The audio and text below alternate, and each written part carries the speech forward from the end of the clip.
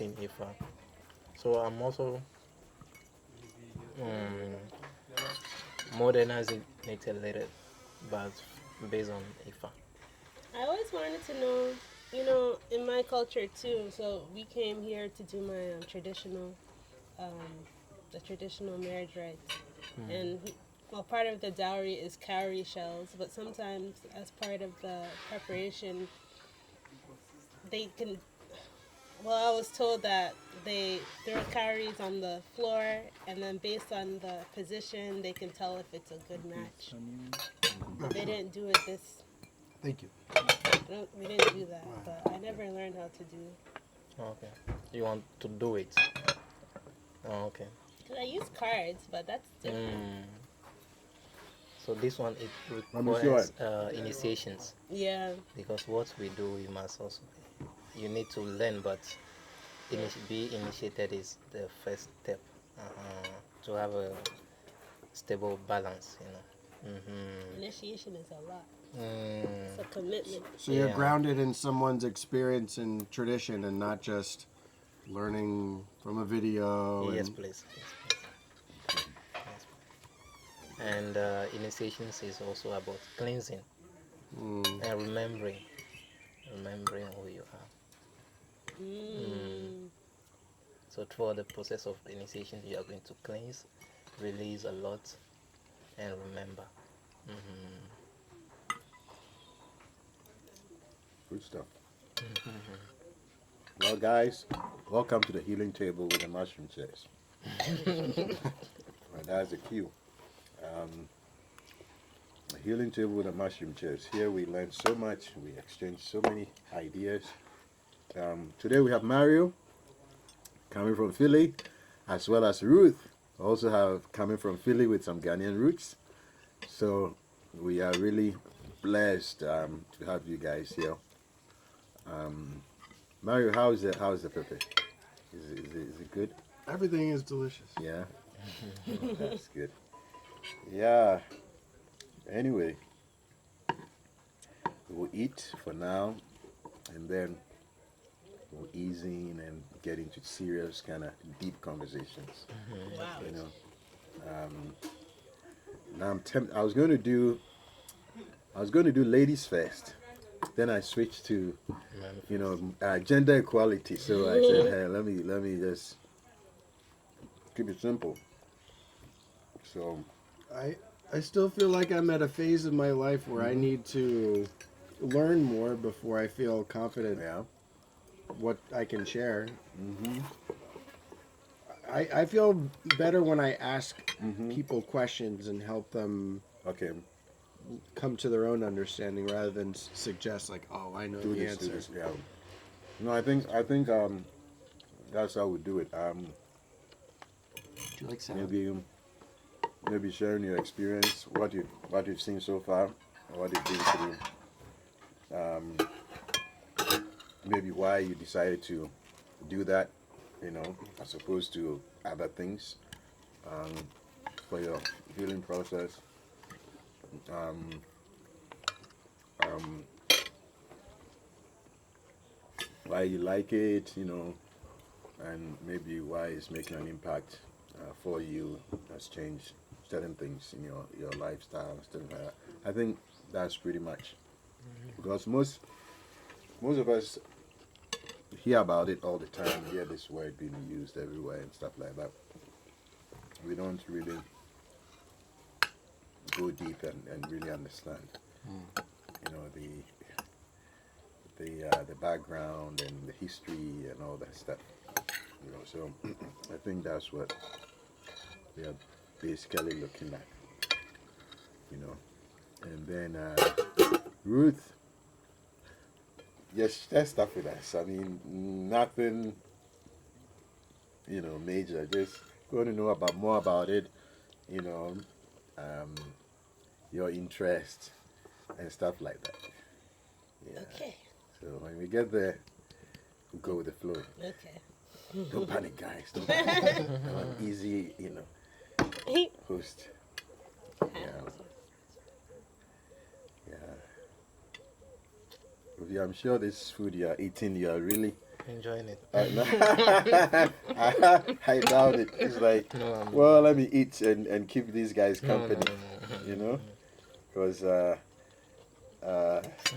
yeah, Enjoying it. good, good. So so it's Ifa or Afa? Um, Ifa is Nigerian words, and Afa is Ewe words. Okay. So Volta Ruben. So is the diet part of the Afa tradition? Yeah, it is a way of living. Mm-hmm. So it means you are working with the seen and then the unseen, Mm-hmm. physically and then spiritual also, and emotional. Okay. And also um, you are healing as well. So if you are also working with some energies, so you must be in alignment with the energies we are working with. Then if you are using some type of product in your healing work, so maybe you don't need to eat them or no or consume them, if I can say it. But not all of them. So basically it is about what you are seeing and what you are not seeing, but be in alignment with that, and also be in harmony with the environment.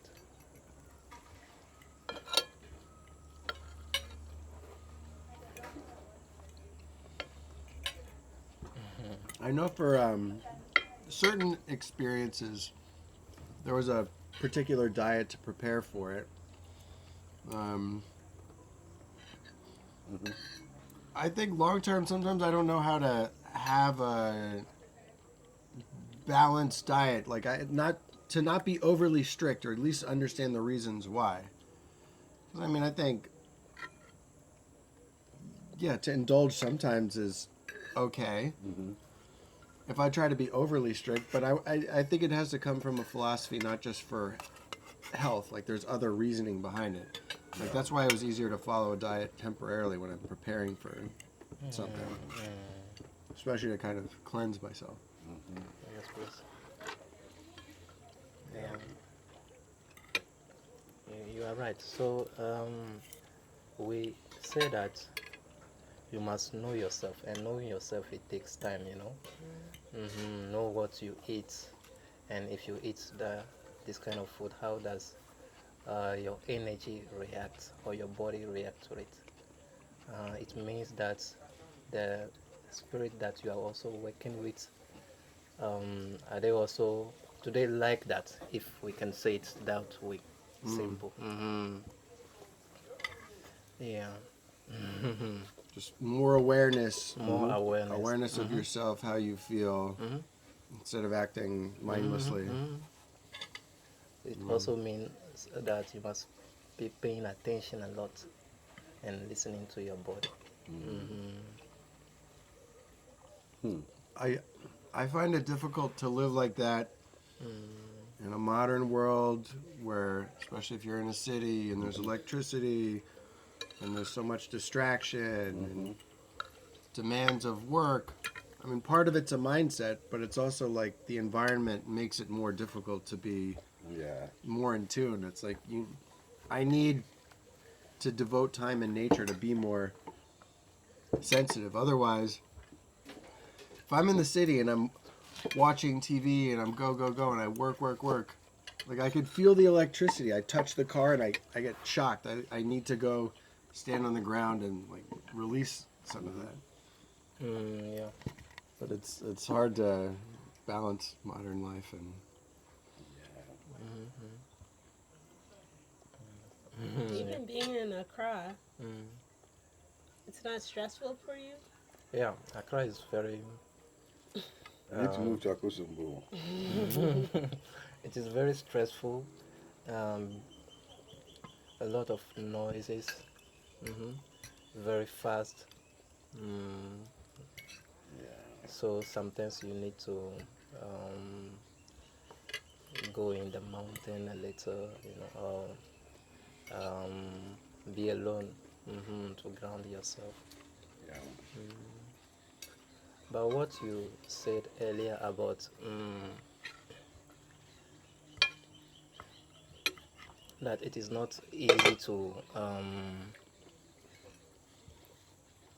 be in alignment, we also talk about adaptation, and Ifa also said that you must adapt yourself, but know that your actions have reactions.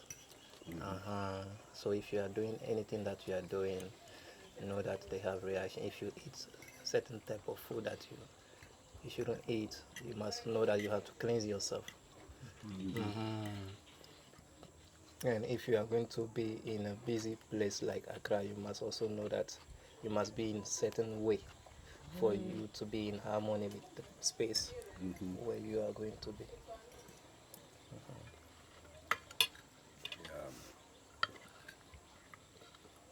But it takes time and it takes practice. Yeah. It takes So time listening and to your body part is a bit hard. It's like some of us we listen to our body and then we ignore it. I don't even. Well, before I met Mario, I didn't know what my body felt like because he always asked me, "Where do you feel it in your body?" Okay. And I feel a lot. I didn't realize because a lot of my experience in life is through my mind. Like I think so much Okay. all the time. I think, but I don't. I'm not in my physical body, Yeah. and sometimes I wouldn't even be breathing.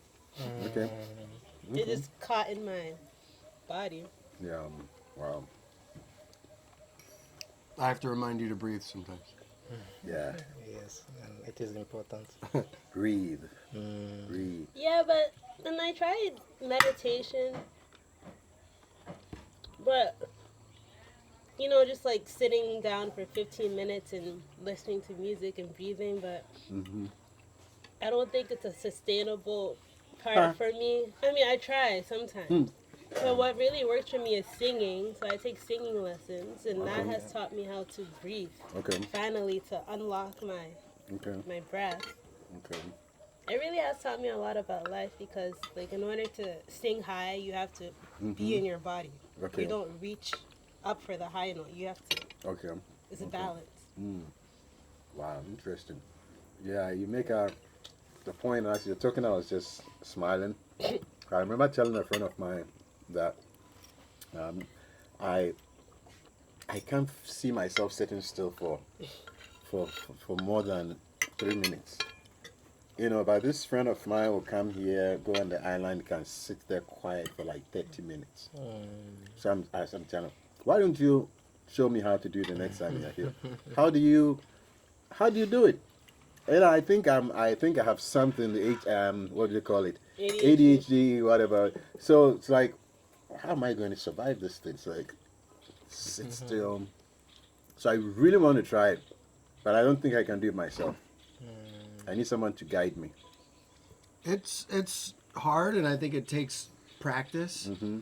Like even coming from work, living in the U.S. to coming here, it's such a habit just to like. It's like I'm protecting myself from my thoughts with distraction. I want a phone. I want to scroll all the time. I can't sit with myself for a moment. I don't know if it's fear or just habit that you're trained to fill it.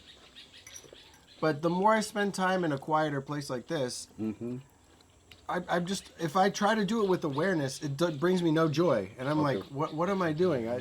The world around me is so much better than the phone right here. Yeah. And it gets easier. And I've had periods of time, but for me, what I've noticed, I have to be intentional. And it's kind of a privilege because I have to take time off work and work less. Yeah. But once I can have time to work less, I can devote more time to, first it could be intentional meditation, like sitting down and breathing, but it can also be like, when I'm cooking or doing something creative, I'm just being mindful. I'm using my senses. I'm being creative.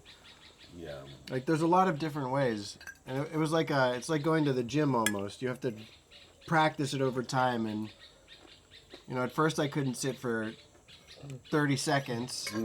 This was before I went to Peru. Okay. Before I left, I could sit for 10 minutes. Okay. That was like the maximum I think I got to. 10 minutes is good. Because some of us can't do 2 minutes. It's Or 2 seconds. it's hard. Like your body distracts you, your thoughts. But now that you brought Peru up, can you tell us a bit about that trip, that experience going to Peru, and what triggered that, and what did you get out of it, and what can we learn from it? What triggered it? So I went to Peru to go to the Amazon to work with ayahuasca. Oh, okay. And I had experience with it before. I kind of had been called to it that year. I don't think that psychedelic medicine is a cure-all, but I was getting into a place where I felt more ready, and I was doing more and more things to take care of myself. First, eating well, and then exercising, but more important was just, finding myself, finding hobbies, finding joy in things, and also, I was speaking with a therapist. I was trying to improve relationships with my family members, and was just doing all these things to take care of myself. But it did feel like there were certain feelings, especially like traumatic feelings or like really difficult feelings that were stuck in me that I couldn't access. And I kind of felt like, so I'd actually used psychedelic mushrooms, and it helped me kind of access this thing I had stuffed away. Like, remember there was a long period I hadn't cried at all, and then I took mushrooms and I was able to get out this pent-up feeling. Wow.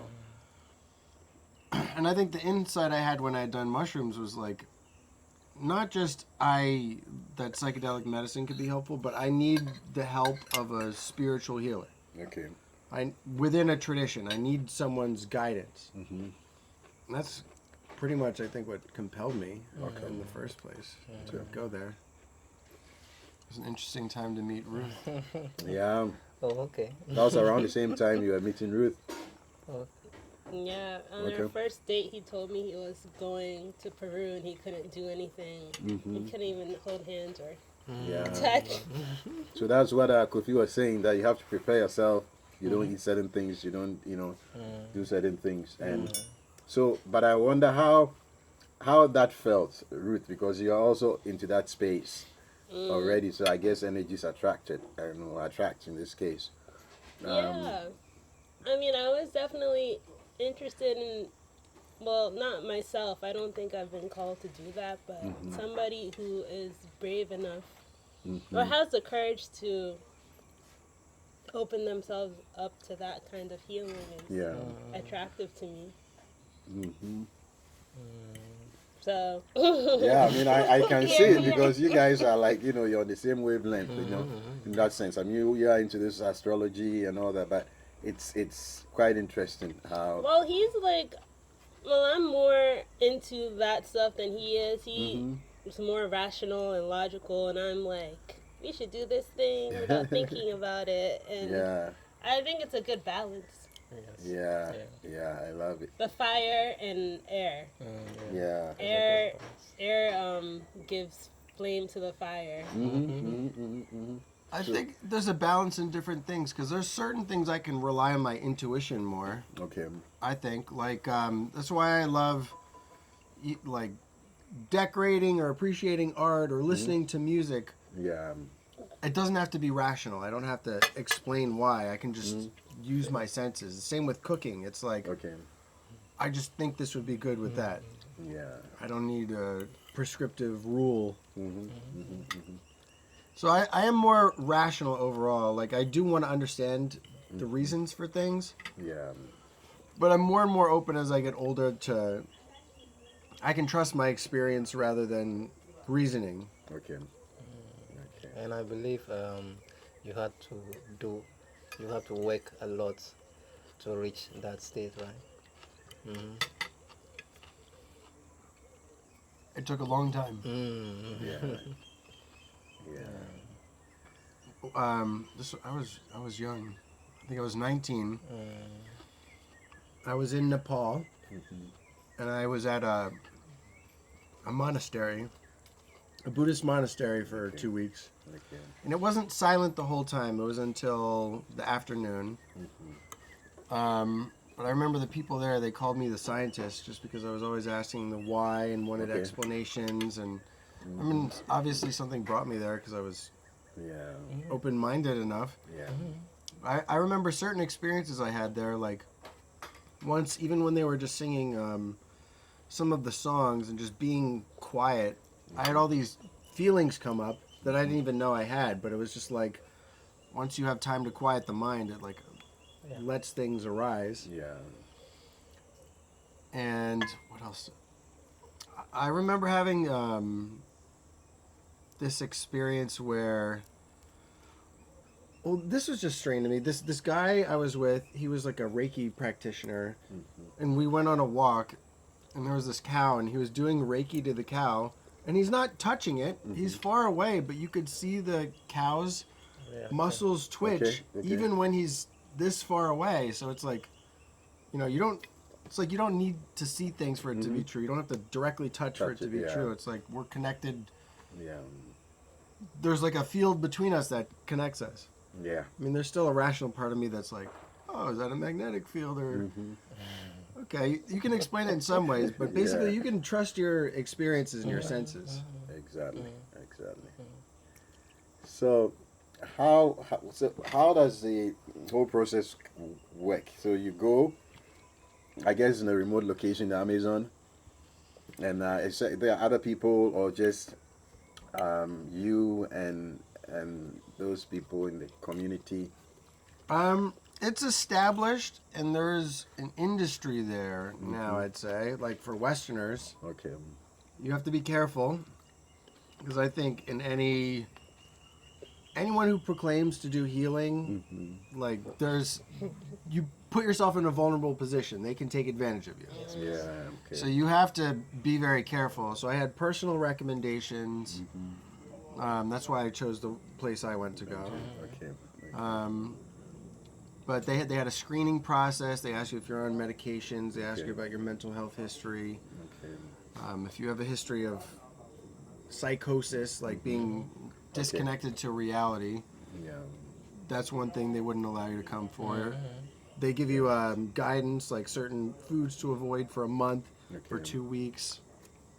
And it got pretty strict, yeah. And 2 weeks before, no caffeine, no oil, no animal products, no dairy. Okay. So you do the preparation, and I think there were, I don't know, you go with a group of people, and there's Western facilitators, but there's traditional healers who grew up in the tradition who guide you, and there's a certain amount of ceremonies.